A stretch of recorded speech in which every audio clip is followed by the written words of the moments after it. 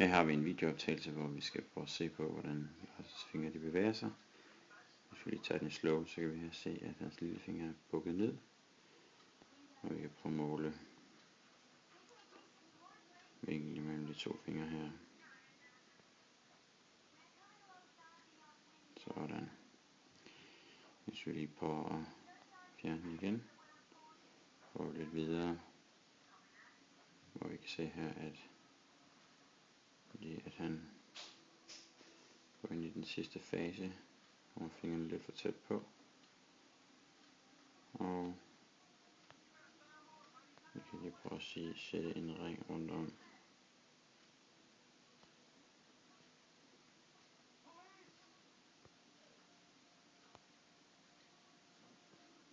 Den der.